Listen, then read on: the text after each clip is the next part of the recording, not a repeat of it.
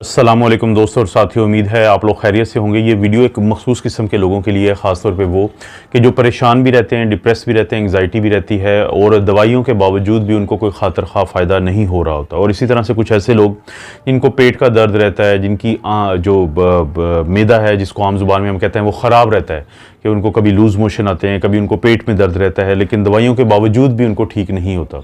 तो सबसे पहले तो ये जानना ज़रूरी है कि क्या हमारा जो स्टमक है और इंटेस्टाइन है, यानी मैदा और आंतें जो हैं, उनका कोई भी ताल्लुक बनता है हमारे दिमाग के साथ, या दिमाग का कोई ताल्लुक बनता है हमारे मैदे और आंतों के साथ। तो इसको समझने के लिए एक दो मैं आपको मिसालें दे देता हूँ।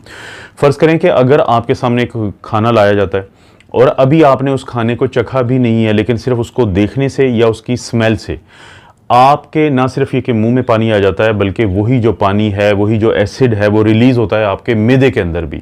यानी आपकी आंखों ने जो चीज़ देखी वो आपकी एक नर्व होती है जिसको हम ऑप्टिक नर्व कहते हैं, जो दिमाग में जिसका जाके कनेक्शन है। इसी तरह से जब आपने कोई चीज़ सूंघी है तो एक नर्व होती है जिसको हम कहते हैं ऑल्फैक्टरी नर्व। ये दोनों जाके दिमाग में चली जाती हैं, ये पेट या आंतों में नहीं जाती। लेकिन बावजूद इसके कि खाना आपने खाया नहीं, अभी आपने चखा नहीं, लेकिन आपके मुंह में और आपके मैदे में एसिड पानी रिलीज़ होना शुरू हो जाता है। इसका मतलब है कि कोई तो कनेक्शन है।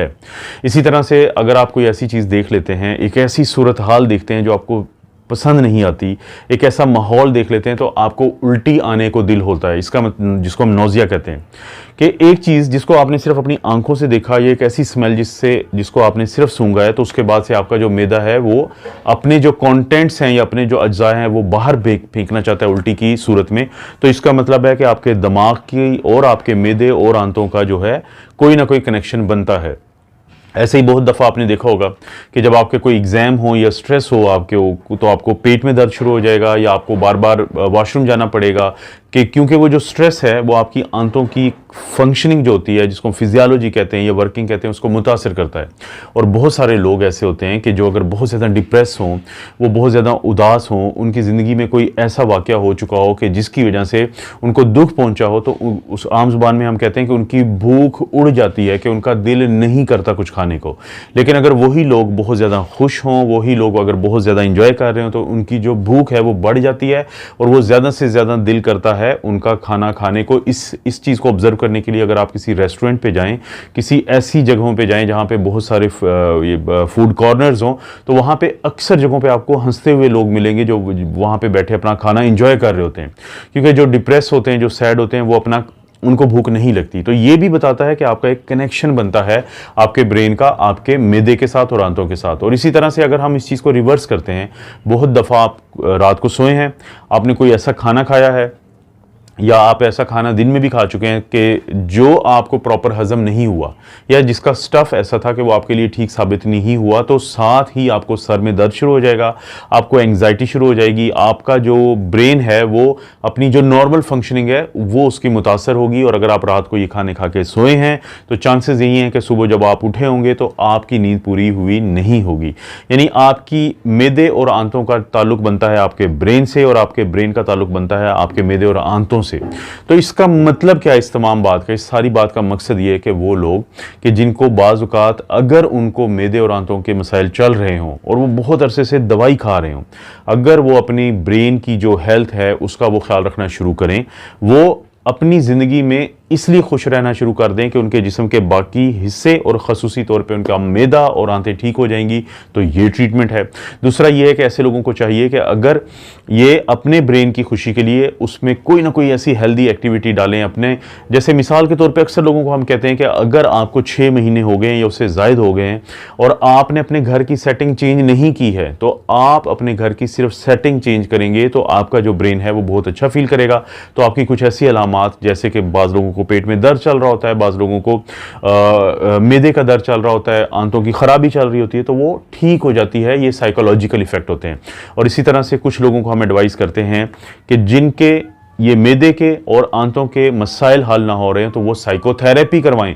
बाज़ औक़ात जब साइकोलॉजिस्ट के पास जाते हैं वो आपको साइकोथेरेपी देते हैं, जिसको हम CBT कहते हैं, कॉग्निटिव बिहेवियरल थेरेपी, कि ज़ाहिर है उनका वो क्योंकि काम होता है तो आपसे वो डिटेल में बातें करते हैं। तो जब आप रिलैक्स फील करेंगे तो आपके ये मैदे और आंतों के जो मसाइल हैं ये हल हो जाएंगे।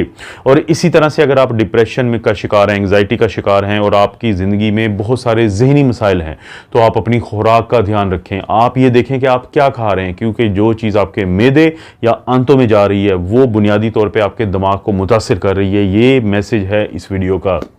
जब आप इन चीज़ों का ख्याल रखेंगे कि जो चीज़ आपने खाई है उसका स्टफ़ कैसा है, वो आपको खानी भी चाहिए या नहीं, तो आप आहिस्ता आहिस्ता देखेंगे कि आपकी डिप्रेशन, आपका एंग्जाइटी, आपकी नींद की कमी, आप इन तमाम मसाइल से निकलना शुरू हो जाएंगे। क्योंकि बहुत दफ़ा आपका जो खाना है, आपका जो खाने का स्टाइल है, आपका जो खाने की चीज़ें हैं, वो आपके जो ज़हनी मसाइल हैं उनकी बुनियाद या उनको बढ़ावा देने की वजह बन रहे होते हैं।